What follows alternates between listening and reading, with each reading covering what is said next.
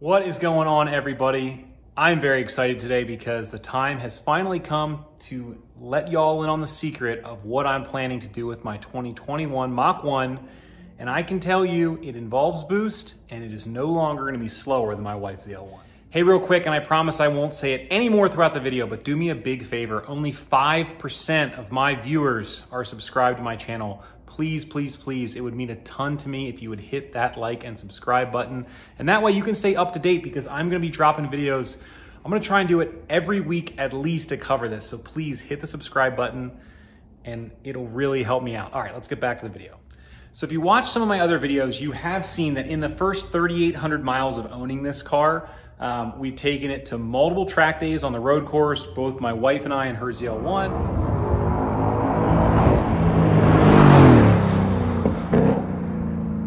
And the car did great, but we also did some roll racing and some drag racing.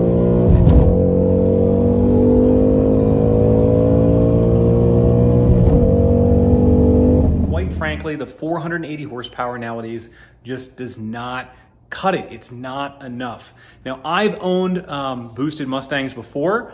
I've owned Coyotes before. I've never owned a boosted Coyote before. So with this car, when I got the Mach 1, there was a few things that I really liked. I liked the fact that it didn't have the MT82. There's a ton of 10-speed third-gen Coyotes out there running around with boost, not as many 6-speeds. And I think one of those reasons is because the MT82 has its problems. And trust me, I know. I had a first-gen Coyote right in the heat of things when there was all the issues with the MT82, and Ford replaced not one, but two under warranty, which sucked. So I knew I didn't want an MT82. So when the Mach 1 came out and it had that beefier Tremec transmission, I was really interested in that because I wanted a stick. So I know that that will be able to, out of the box, handle more power than the MT82. The other thing about this car that I like is it breathes better, right? So this has the intake manifold off the Shelby GT350, the throttle body off the Shelby GT350. So when I was trying to decide what to do with this car and I was thinking about boost, I've owned two centrifugally supercharged cars. I'll show you a quick video. You can check them out. Let me know what you think. One's an 04 Mustang and the other one, I'll just say, made a little bit more.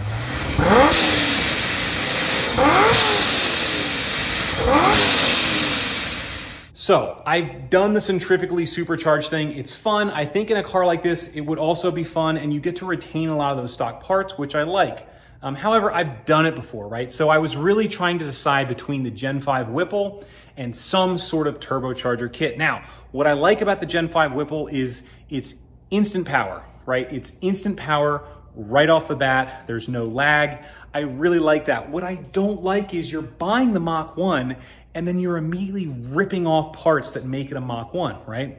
So I did a lot of back and forth and I ultimately decided that I'm gonna do the Helion Sleeper twin turbo kit for this car. I'm very excited. It's going to allow me to retain a lot of that stock, parts that make it a Mach 1. And I think the boost will complement that well. So we'll talk about the specific kit I got. What is the Helion Sleeper kit versus a top mount kit? This car is going to appear to most people very stock when I'm done, but trust me, it won't be. So what is the Helion Sleeper kit? What is a top mount kit? So for you guys who don't know, basically we'll say there's three kind of kits available for your late model Mustang, right?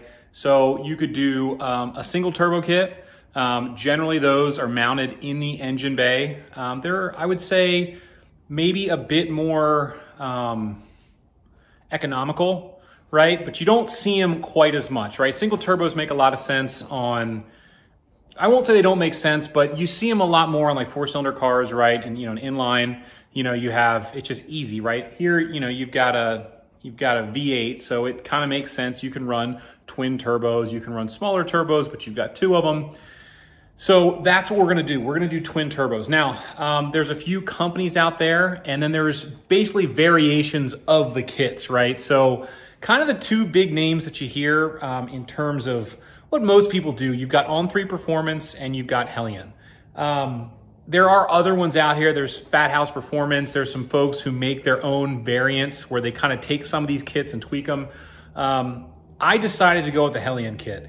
And really there's two types of kits that they offer. And when you're trying to spec one for a Mach 1, if you're trying to figure out pricing and things like that, look at the GT350 kit, because remember, this being a stick shift car, it has the same transmission as the GT350, and it has the same intake manifold and a lot of that stuff, different oil coolers and different lines that this car has is similar to the Shelby. So the kit that I'm gonna be talking about, although it's not that different from the GT kit, is much closer to the Shelby kit, and I think the price is the same. So basically, Helion offers two kits, and I'll show some pictures while I talk to give you an idea. So the top mount kit is nothing wrong with that. It's a little bit more expensive, but really what you're paying for is that bling factor. If you're the type of person who, you know, money is kind of no object and you just want to be able to pop the hood and immediately see twin turbos under there, the top mount kit may be for you. It definitely has that really cool, hey, this car is twin turboed and you're gonna know it factor, right? From what I've heard, it's a little more difficult to install. And in my opinion, I think it's gonna add a lot of heat, kind of where you don't want it, right? Like it's gonna be right behind the radiator, you know, right in front of the timing cover, right by, it's just in an area where, in my opinion, I would prefer, you know, to have that area open, right? So enter the sleeper kit. So the sleeper kit places the turbos underneath the car, right? So when you pop the hood on this, especially on a regular GT, you will have no idea that it's turbo. The only thing that you'll be able to tell that's different on this car, because this came with a cold air intake, right, from the Shelby stock, is you'll just have a tube that runs up in there. So you'll be able to tell that, like, to the unsuspecting person, oh, maybe it's got a cold air intake or something like that, but you won't be able to see the turbos. The turbos are gonna be mounted up underneath. In terms of piping, you're not sacrificing when you go with the sleeper kit versus a top mount kit. Really, you're saving a little bit of money and you get more turbo options, right? So we're gonna talk about the specific kit I got, what upgrades I got, and then I'm gonna break down some of the parts that I started to collect already and what you should think about doing if you are planning on doing any type of force induction on your Mach 1. Okay, so if you're on Helion's website and you're looking at the sleeper kit, there's a bunch of different options for turbos. The standard kit, the sleeper kit, comes with the 62 millimeter turbos. Now, there's a popular upgrade to the precision ball bearing turbos. I opted not to do that. Just in speaking with Helion, I think it would be a great, the way they explained it to me, it would be a great upgrade, especially if you're going to abuse the car heavily. They basically say that the longevity aspect of those is a little bit better, and that's kind of what you're paying for. But in terms of performance, the regular 62 millimeter turbos are fine. And really, if you're going to be doing anything under 1200 horsepower, there's no reason to get anything bigger than the 62 millimeter turbos. But if you want more power and you're going to be going like built motor, full fuel system, E85, all that stuff, then sure, by all means, look at some of the other turbos. I went with the 62 millimeter. I did decide to upgrade to the 4-into-1 header. So the 4-into-1 header, they're a 1 3/4 inch primary, just less restriction between the engine and the turbo. Again, I like to listen to what my tuner says, they're the one who has the experience. He has a Mach 1. He actually has a boosted Mach 1. And, but he tunes a bunch of cars. So he recommended that and I said, great, we'll do that upgrade. So I upgraded that. The other thing I decided to do was, instead of doing like a booster pump, which basically increases voltage to your fuel pump when you're under boost, I decided to go with the drop-in pump and larger injectors. First, we can talk about the fuel pump that I decided to get. This is your 400 liter per hour pump. Here's the part number right here. You're gonna need either something like this or a booster pump. The other thing you could do would be to do a complete fuel system, where basically you would do probably multiple pumps, a full return system. And if you're really gonna turn this thing up, if you're gonna run an 85, you will have to do that. But for the power levels that I am shooting for, this will be more than enough. This is actually less expensive than the booster pump. Not that I've run booster pumps before, but I kind of like the idea of just having, there's no P backing, right? You're gonna take the old fuel pump out, you're gonna install this fuel pump, and then you'll be done with it. Now that leads us to the injectors. So these are the ID 1050X injectors by Injector Dynamics. And I have run the ID 1000s, I think before they had the 1050Xs, in my C6 Z06. And basically, a lot of tuners I talk to really like the Injector Dynamics injectors. If you were going E85 and you were gonna do a complete fuel system and you're shooting for 1,000 horsepower, you could think about upgrading to the ID 1300s, I believe they're called. But these 1050Xs will be great. This car, in the setup that I have right now, should support on pump gas, I don't know, mid 700s to 800, I would say. Because E85 requires, I think it's 30% more fuel flow, I could go and put race gas in this, 100, 110 octane, and I could turn the boost up with this and definitely get more power out of this setup. But this would not be enough for E85. Again, I don't feel like spending a couple grand on a fuel system yet. I want to get used to the car, drive it, and then down the road, if I want to do that, sure, I can turn it up. Okay, so that leads me to one of the most important things that I've got on the table right here that you need to seriously consider if you're going to be making over, well, we'll say, 600, 650 wheel horsepower in not just a Mach 1, but basically any Coyote Mustang. And that is the billet oil pump gears and crankshaft sprocket.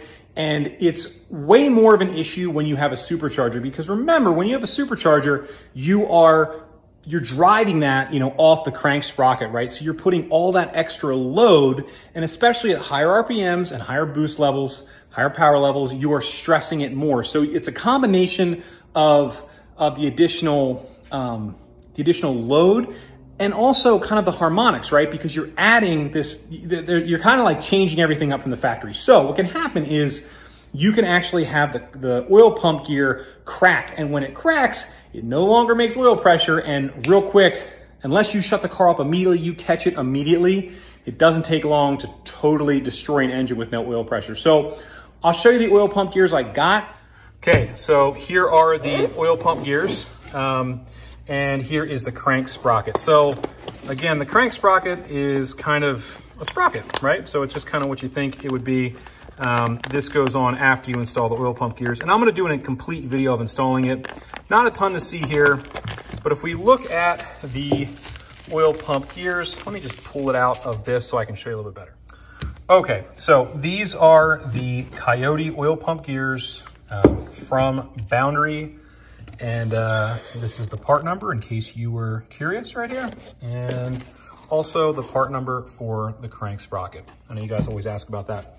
So what winds up happening on these is, especially like I said with a supercharged car, or just on higher power levels, if you run a two-step and you're kind of that shock loading, you'll wind up cracking this outer piece right here. So a lot of times I haven't seen that this part breaks, but this outer part would break, and once it breaks, you're no longer pumping oil, right? So not only can this in and of itself create a problem, but you're no longer making oil pressure. And as we know, no oil pressure is very bad for an engine, and it can happen in a hurry. So the good news is these parts are not very expensive. The bad news is to replace it is very time consuming. I am one of those people, if you watch my channel, I know I haven't done a ton of wrenching on this car, but if you watch my other videos on some of my other cars and previous cars I've had, I just really don't like taking my car to someone else to do the work, especially when I feel like I can do it. This is definitely gonna be one of the more difficult things I've done, only because of the timing, right? Because you have to take the timing cover off, and you have to make sure everything stays in time when you replace it. And it's kind of tedious, but it's really not that bad. Like I said, the oil pump gears themselves, they're a couple $100. They're not very expensive. But if you were to go and pay a shop to do this, I'm guessing you're easy, 10 hours or so in labor. So you do the math. I mean, you're gonna be spending over $1,000 plus the parts to do this. I'm gonna show you how to do it yourself. I figured I would cover it, just the last thing while we're standing here. You will need to run colder spark plugs. These are the ones that the tuner, again, recommended. I've always run NGKs in all of my boosted cars, and it seems like that's what a lot of the, the late model tuners prefer. So this is the part number for these. Another thing, obviously, when you get plugs like this, don't just throw them in the vehicle, right? You want to check the gap. I believe we're gonna gap these to 25 thousandths, which I'm sure is a lot tighter than the stock gap in these cars. But again, you want that tighter gap. You want a colder heat range plug for a boosted application. So when we do the oil pump gears, we're gonna go ahead and throw this in. and then not too long thereafter, hopefully we'll be getting the kit and we can install it. All right, everybody, so what can you expect? Well, I ordered this kit about 2 weeks ago. It was a 5 to 7 week lead time. So we've got a little bit of our work cut out for us, right? We're gonna put the oil pump gears in the car. That'll probably be the next video or videos. After that, it's gonna be a little bit of a holding pattern. I'll probably try and get another video, get this on the dyno, see what it makes. I can tell you that my tuner's car, which is also a 6-speed, his is the handling package, but otherwise the same car, put down around 450 wheel horsepower here in Salt Lake City. So, and that's not the only Mach 1 that I've seen make in the 450 range. So was his car a factory freak? Is mine gonna make 450? That certainly seems like a lot. It won't hurt my feelings if it doesn't, but we'll just have to see what it makes. And it'll be cool to see the baseline versus with the boost. So I'm very excited. I hope you guys are excited. This is definitely gonna be one of, if not the first, twin turbo sleeper boosted Mustangs on YouTube. And I cannot wait to show you everything. Of course, we're gonna drive it, we're gonna race it, we're gonna build it ourselves here on Truck and Roll. Thank you guys for watching. See you next time.